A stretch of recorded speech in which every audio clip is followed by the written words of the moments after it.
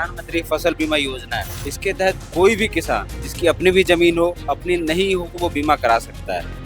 14447 इस पे कॉल करके ये पता कर सकते हैं कि आपके स्टेट में स्टेट गवर्नमेंट ने कौन कौन से क्रॉप नोटिफाई किए हैं। अगर आप 20,000 लगा रहे हैं तो 300 रुपए से आपकी पूरी फसल बच जाएगी। सर्वेयर आते हैं, वो लॉस एसेस करते हैं और ये प्रोसेस में चला जाता है और 1 से 1 महीने के अंदर ये आपको बीमा का पैसा मिल जाता है। नमस्कार, गांव जंक्शन पे चलिए हम जानने की कोशिश करें कि अपनी फसल का, अपने पशुधन का जो बीमा है वो कितना कारगर है, कौन कौन से किसान करा सकते हैं, कौन कौन सी चीजें आती हैं, कौन कौन सी चीजें इसमें नहीं आती हैं। मनीष बताएं हमारे किसानों को कि क्या क्या चीजें हैं, कौन से किसान जो सबसे छोटी जोत के हैं फसल बीमा योजना के अगर लाभ को लेना चाहें तो शुरुआत कर सकते हैं। इसमें 2 तरह की स्कीम चल रही है, एक सरकारी चल रही है और एक कंपनी की अपनी चल रही है। जो सरकारी है वो प्रधानमंत्री फसल बीमा योजना है। इसके तहत कोई भी किसान जिसकी अपनी भी जमीन हो, अपनी नहीं हो, वो अगर टेनेंट है तो भी उसके सर्टिफिकेट है तो वो बीमा करा सकता है। और इसके लिए सरकार ने एक नंबर जारी किया है 14447। इस पे कॉल करके ये पता कर सकते हैं कि आपके स्टेट में स्टेट गवर्नमेंट ने कौन कौन से क्रॉप नोटिफाई किए हैं जिसमें बीमा मिल सकती है, जिसमें सम एश्योर्ड सरकार तय करती है ये स्केल ऑफ फाइनेंस के आधार पर। और इसके तहत ये सब्सिडाइज्ड है। इसमें रबी सीजन अभी आने वाला है जिसके तहत मात्र 1.5% प्रीमियम लगता है और खरीफ सीजन जो कि गर्मी का सीजन होता है उसमें 2% प्रीमियम लगता है। बाकी सरकार, स्टेट गवर्नमेंट और सेंट्रल गवर्नमेंट मिलकर उसको सब्सिडाइज करती है। अगर मेरा 1 एकड़ का खेत है राइट। और रबी के सीजन में मैं सरसों लगाने जा रही हूँ या गेहूँ लगाने जा रही हूँ, मैं कैसे इनरोल करूँ, सबसे पहले कैसे मैं ये बीमा पाऊँ और इस बीमा की मुझे क्या क्या जानकारी होनी चाहिए, मुझे क्या मिलेगा क्या नहीं मिलेगा। ये जो सरकारी स्कीम है ये टेंडर बेस्ड होता है। तो जिस स्टेट में आप हैं पहले तो ये पता कीजिए कि आप अपने डिस्ट्रिक्ट एग्रीकल्चर ऑफिसर में जा सकते हैं। अब वहाँ पे ये पता कर सकते हैं कि हमारे यहाँ कौन सी बीमा कंपनी नियमित है जो काम कर रही है।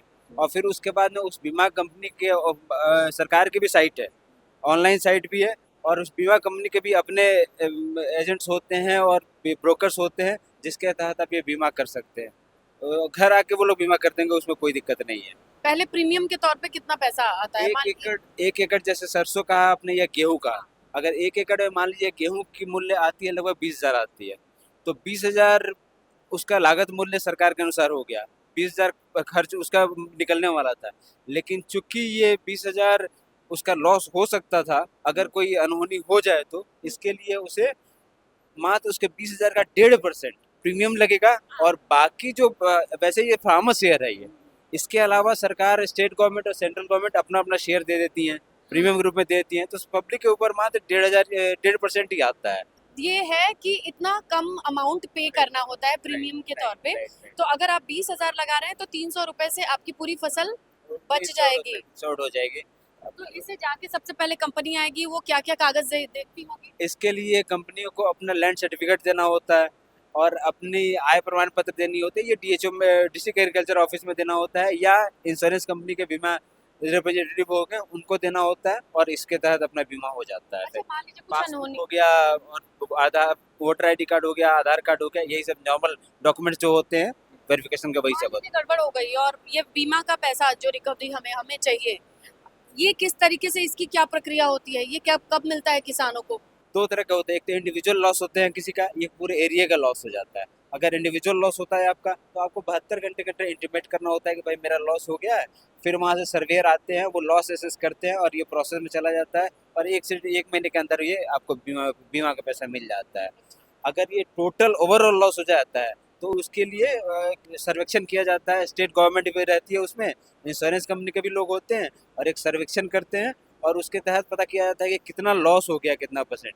और उसके बाद जब वो फाइनल हो जाता है फिर इंश्योरेंस कंपनी वो बीमा सबके खाते में भेज देती है। कृषि बीमा में मैं जानना चाहती हूँ वो हिडन टीएनसी नियम और शर्तें लागू क्या है? कृषि बीमा में टीएनसी हिडन इसलिए नहीं है क्योंकि ये सब्सिडाइज्ड है और इसमें सरकार सम्मिलित है और इसीलिए हिडन इसमें कुछ भी नहीं है।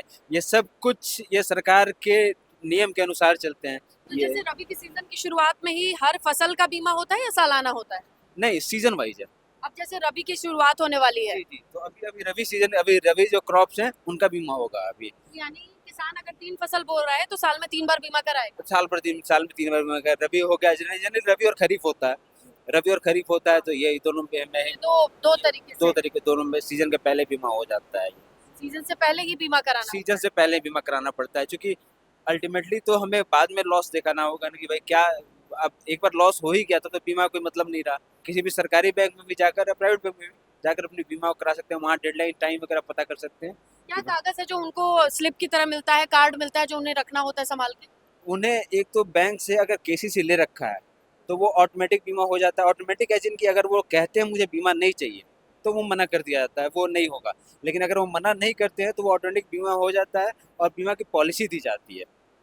जैसे हम लोग कोई भी बीमा करते हैं तो उसमें पॉलिसी दी जाती है, वैसे ही उसकी भी एक पॉलिसी आती है और सबके मोबाइल पे चला जाएगा। या आप लोगों सरकार ने एक मेरी पॉलिसी मेरे हाथ, सरकार ने एक स्कीम लॉन्च किया था सेंट्रल गवर्नमेंट ने। इसके तहत सबके हाथ में उसकी जगह पॉलिसी उन लोगों को दी गई थी।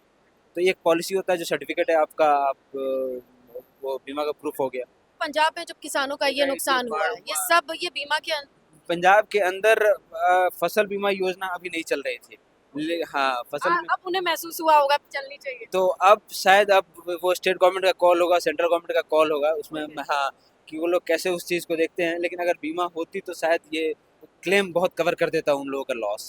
ज्यादातर नुकसान किस चीज से, मान लीजिए इंडिविजुअल नुकसान की बात करें, किस तरीके के क्लेम आते हैं आपके पास?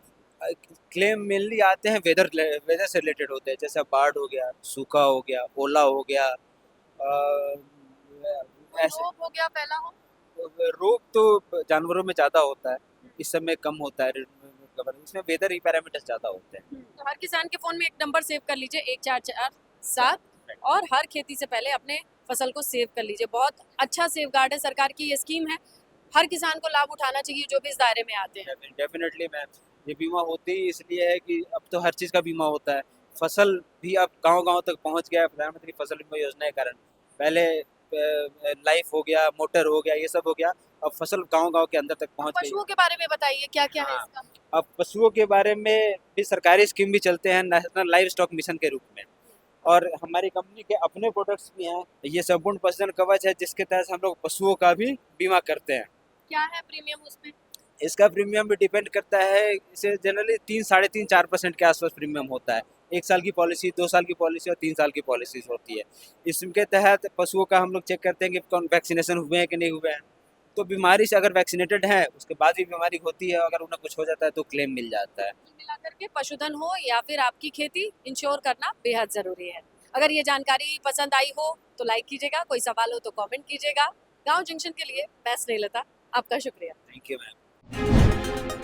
गांव जंक्शन को सभी सोशल मीडिया प्लेटफॉर्म्स पर फॉलो करें। व्हाट्सएप चैनल और जीमेल आईडी पर भी संपर्क साध सकते हैं।